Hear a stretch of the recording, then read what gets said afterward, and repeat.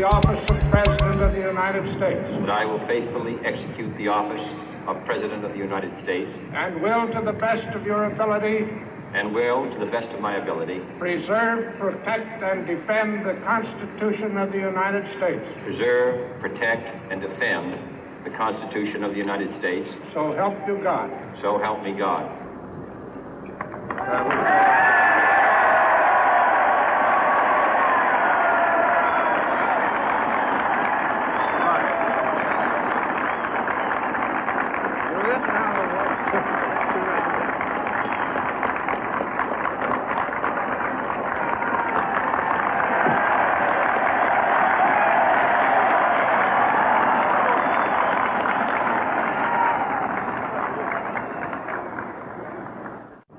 Vice President Johnson, Mr. Speaker, Mr. Chief Justice, President Eisenhower, Vice President Nixon, President Truman, Reverend clergy, fellow citizens.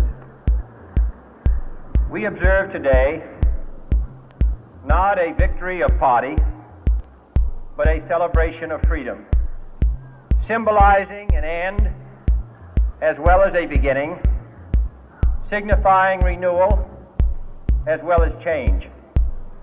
For I have sworn before you and Almighty God the same solemn oath our forebears prescribed nearly a century and 3/4 ago. The world is very different now, for man holds in his mortal hands the power to abolish all forms of human poverty and all forms of human life. And yet the same revolutionary beliefs for which our forebears fought are still at issue around the globe. The belief that the rights of man come not from the generosity of the state, but from the hand of God. We dare not forget today that we are the heirs of that first revolution. Let the word go forth from this time and place to friend and foe alike that the torch has been passed to a new generation of Americans born in this century, tempered by war, disciplined by a hard and bitter peace, proud of our ancient heritage, and unwilling to witness or permit the slow undoing of those human rights to which this nation has always been committed and to which we are committed today at home and around the world.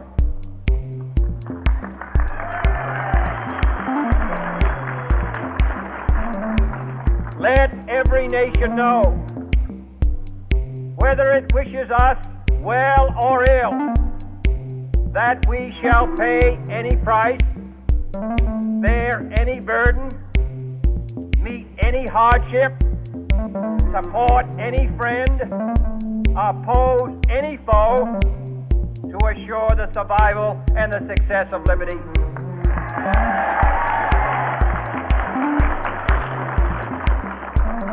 This much we pledge and more. To those old allies whose cultural and spiritual origins we share, we pledge the loyalty of faithful friends. United, there is little we cannot do in a host of cooperative ventures. Divided, there is little we can do, for we dare not meet a powerful challenge at odds and split asunder. To those new states whom we welcome to the ranks of the free, we pledge our word that one form of colonial control shall not have passed away, merely to be replaced by a far more iron tyranny. We shall not always expect to find them supporting our view, but we shall always hope to find them strongly supporting their own freedom, and to remember that in the past, those who foolishly sought power by riding the back of the tiger, ended up inside.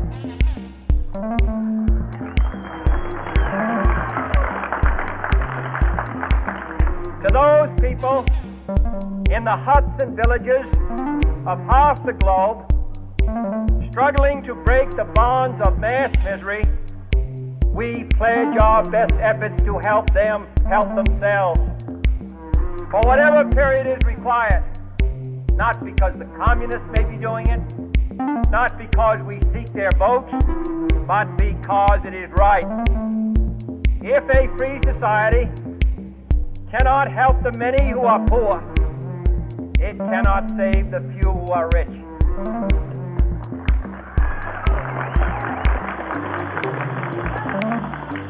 To our sister republics, south of our border, we offer a special pledge to convert our good words into good deeds, in a new alliance for progress, to assist free men and free government in casting off the chains of poverty. But this peaceful revolution of hope cannot become the prey of hostile powers. Let all our neighbors know that we shall join with them to oppose aggression or subversion anywhere in the Americas. And let every other power know that this hemisphere intends to remain the master of its own house.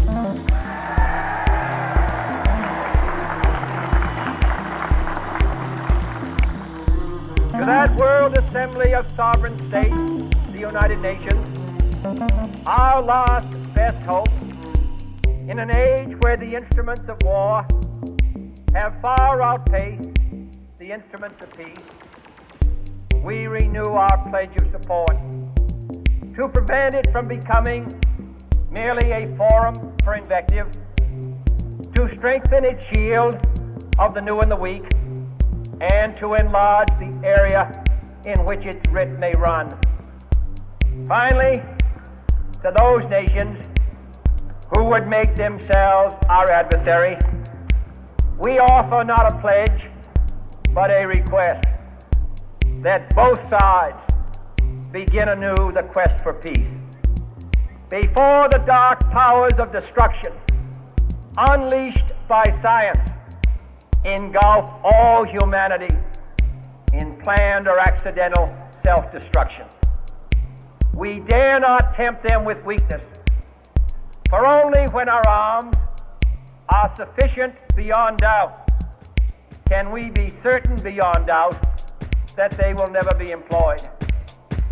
But neither can two great and powerful groups of nations take comfort from our present course, both sides overburdened by the cost of modern weapons, both rightly alarmed by the steady spread of the deadly atom, yet both racing to alter that uncertain balance of terror that stays the hand of mankind's final war.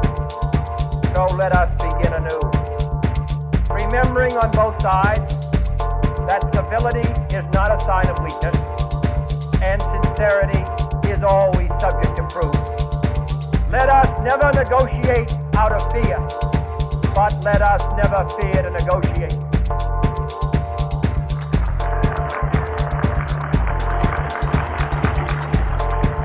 Let both sides explore what problems unite us, instead of belaboring those problems which divide us.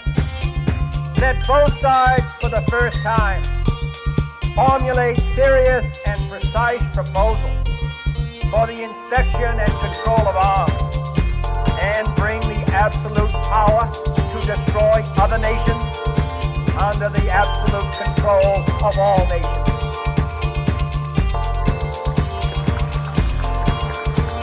Let both sides seek to invoke the wonders of science instead of its terrors. Together, let us explore the stars, conquer the desert, eradicate disease, tap the ocean depths, and encourage the arts and commerce. Let both sides unite to ease four corners of the earth the command of Isaiah to undo the heavy burden and let the oppressed go free. And if a beachhead of cooperation may push back the jungle of suspicion, let both sides join in creating a new endeavor. Not a new balance of power, but a new world of law, where the strong are just, and the weak secure, and the peace preserved. All this will not be finished in the first 100 days, nor will it be finished in the first 1,000 days, nor in the life of this administration, nor even perhaps in our lifetime on this planet. But let us begin.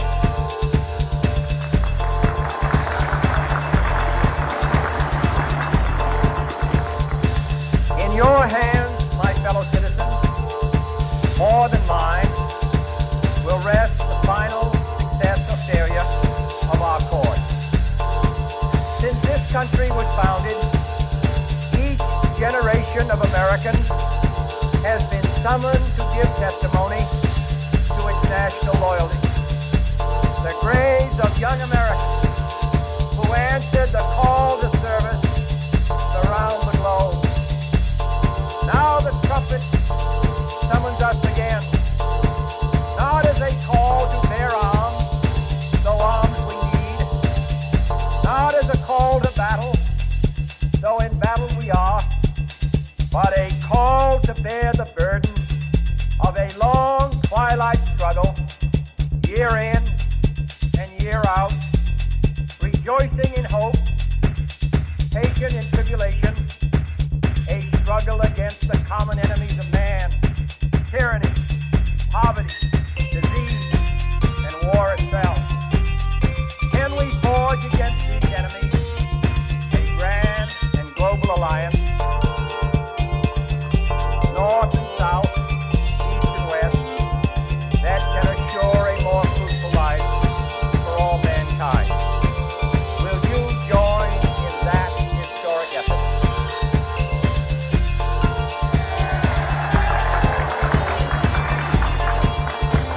In the long history of the world, only a few generations have been granted the role of defending freedom in its hour of maximum danger.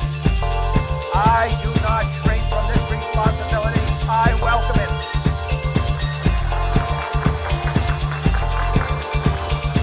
I do not believe that any of us would exchange places with any other people or any other generation.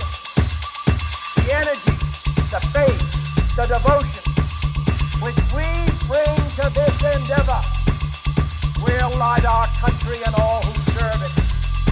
And the glow from that fire can truly light the world. And so, my fellow Americans, ask not what your country can do for you. Ask what you can do for your country.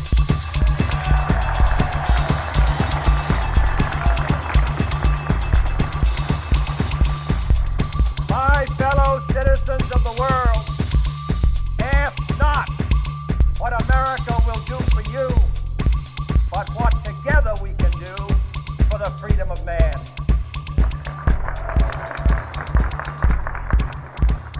Finally, whether you are citizens of America or citizens of the world, ask of us here the same high standards of strength and sacrifice which we ask of you. With a good conscience, our only sure reward, with history the final judge of our deeds, let us go forth to lead the land we love, asking His blessing and His help, but knowing that here on earth, God's work must truly be our own.